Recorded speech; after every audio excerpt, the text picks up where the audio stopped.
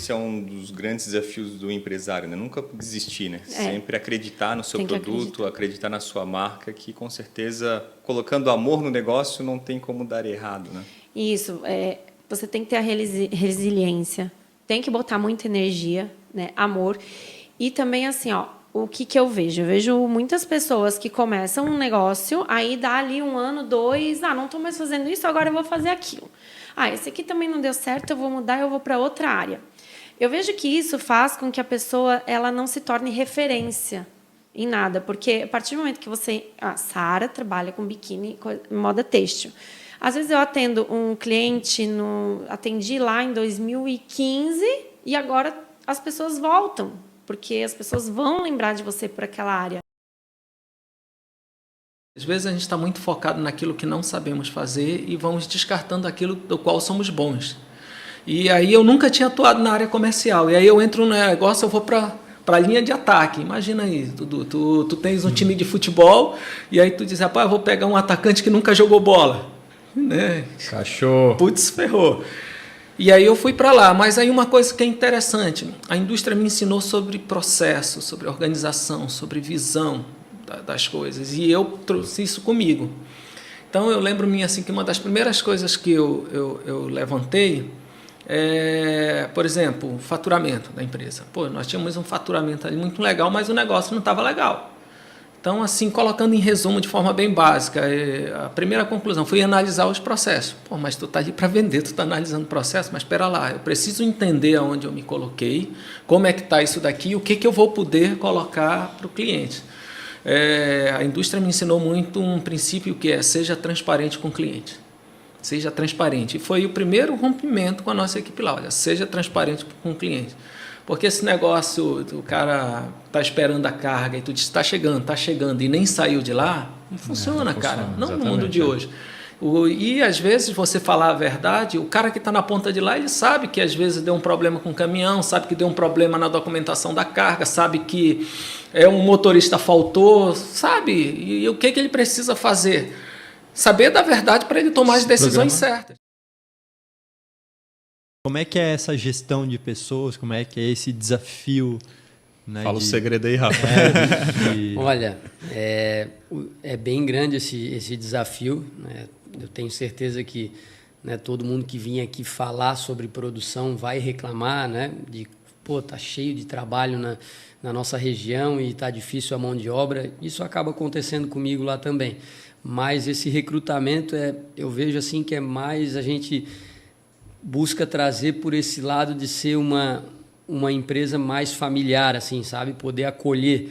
A gente tem grandes empresas aqui na região, né? Parte, né, do nosso ramo, que são indústrias grandes e aí acabam, tipo, o colaborador ele não tem aquela atenção assim, que eles acabam, né, querendo. Então, assim, a minha empresa, às vezes eu não posso, né, fornecer tudo que uma grande empresa, né, uma indústria, né, nacional, mundial, até mesmo que a gente tem aqui próximo, fornece, mas eu tento poder, tipo, acolher, sabe? Assim, a gente, né, tem... É o lado humano do negócio. Exatamente. A gente tenta acolher da melhor maneira, ser parceiro. Obviamente que, né, a gente tem toda a parte de produção, números, acompanhamentos semanais, a gente faz reuniões semanais para poder tratar dos números, dos pedidos que a gente tem que entregar, mas esse lado humano fala mais alto lá, assim. Então, graças a Deus, assim, todo mundo que começa uma história lá com a gente, assim, poucos foram os que saíram,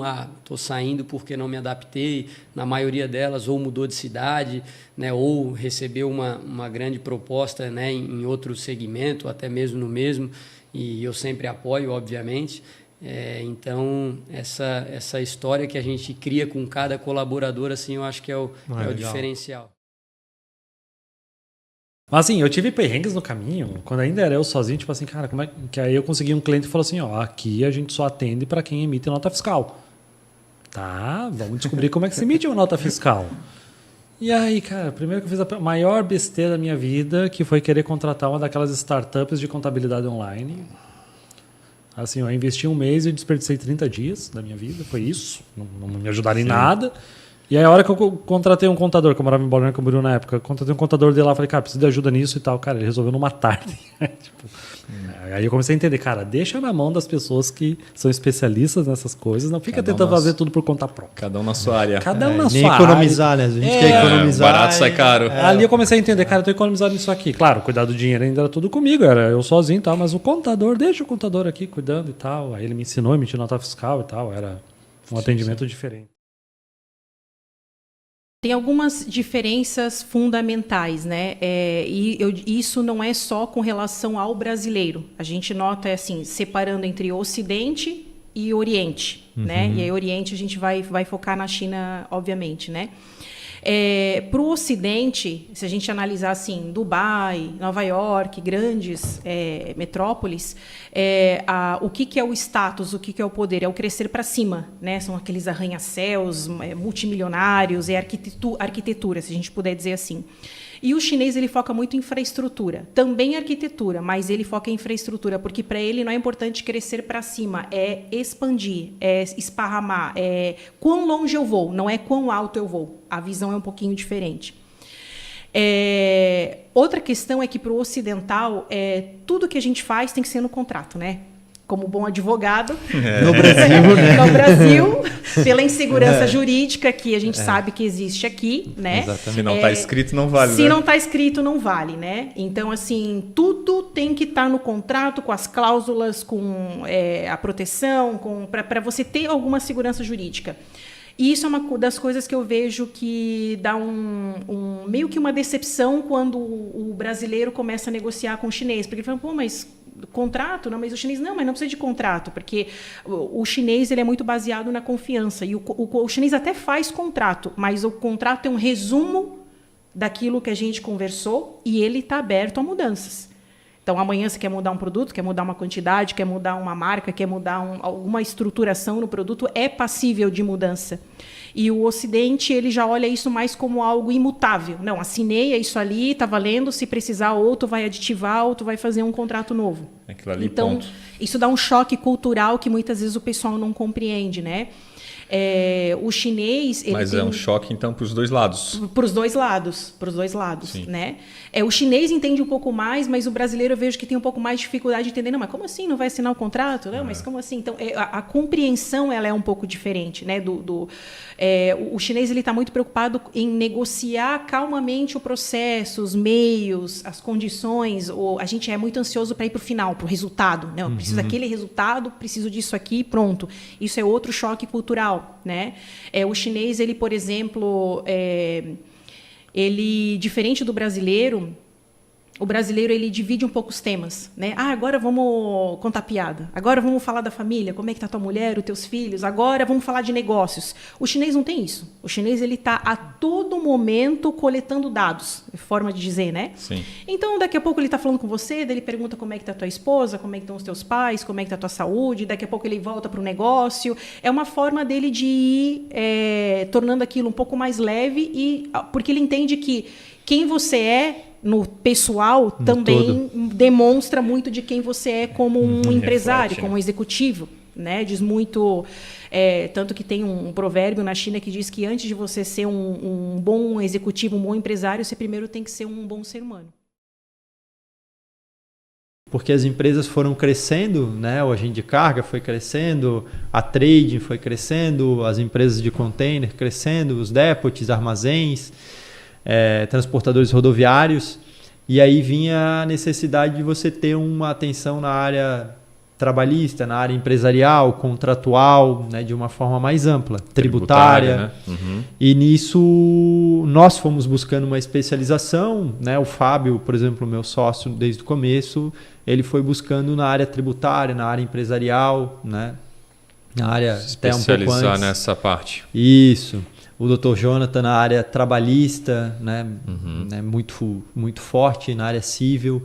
Depois nós tivemos, né, uma ampliação dos negócios, que aí o negócio vai evoluindo, o pessoal começa a investir na área imobiliária. Sim. Então começa a ter, né, então a gente tem uma advogada muito boa na parte de processo civil, de contratos em geral e também na área imobiliária, que é a doutora Bruna. Vão acompanhando as tendências do mercado. Isso, e a gente vai tentando auxiliar os nossos clientes sem perder a nossa vocação na área de comércio exterior e logística, que passa por questões cíveis, questões aduaneiras, direito marítimo, né, e tributário, né, mas também podendo atender a empresa de uma forma um pouco mais ampla. E, né? e hoje vocês atendem então os clientes de modo específico para uma determinada causa e também de modo mensalista, Exato. tentando de fato ajudar o empresário para não ter um problema lá na frente também, de modo preventivo.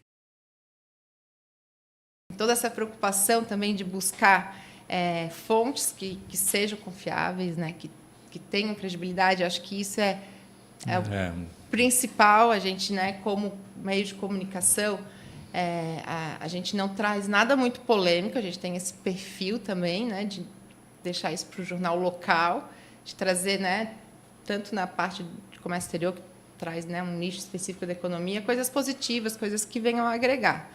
E da bem-estar da mesma forma, assim, a gente tem esse cuidado, essa atenção para realmente trazer pautas que sejam relevantes e que vão ajudar as pessoas.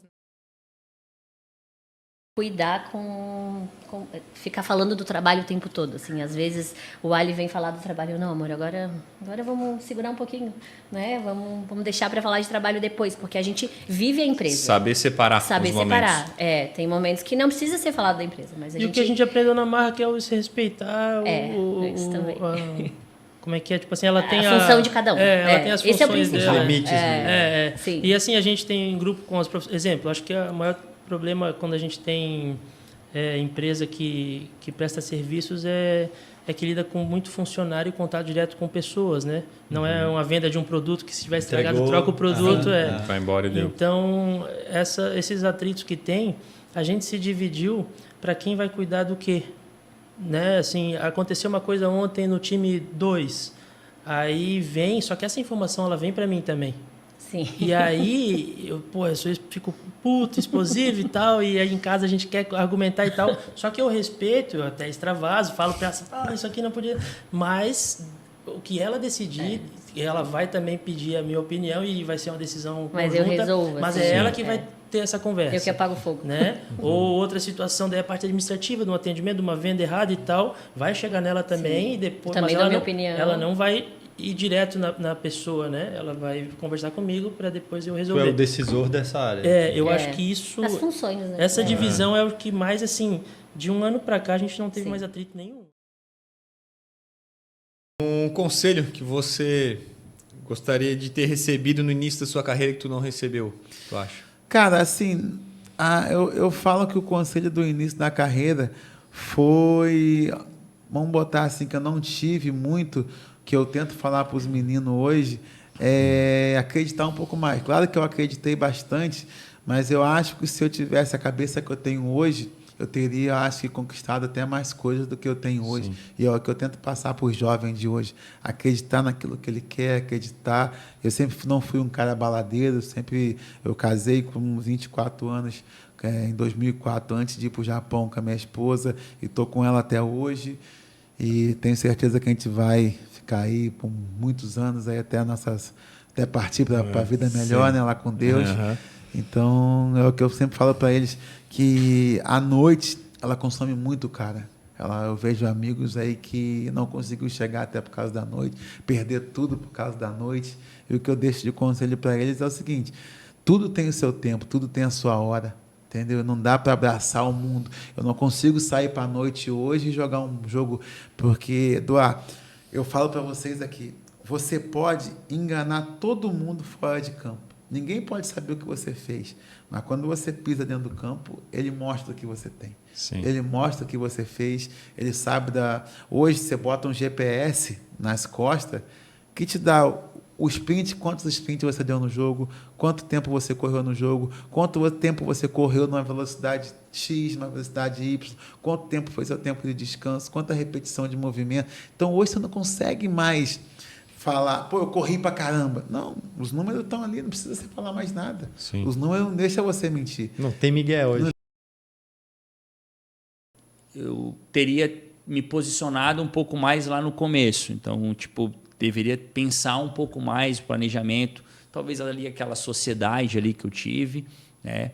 Foi muito no... automático, na empolgação. Na empolgação, né? E eu não estava preparado para aquilo. Então, acho que aí entra até a dica, entra nisso. Eu quis começar cedo e eu não estava preparado. Então, hoje, né, quando eu venho para cá, quando eu já vou para a Itália, eu já me sinto preparado. Assim, eu vou mais maduro, eu aproveito o máximo daquela experiência. Então, eu consigo já né, criar, né, já ver um nicho de mercado e ver o que eu gosto. Então, eu acho que é isso. Mas mudar assim, cara, graças a Deus, eu acho que se eu estou aqui foi porque realmente eu aprendi, errei, aprendi, construí. Sim.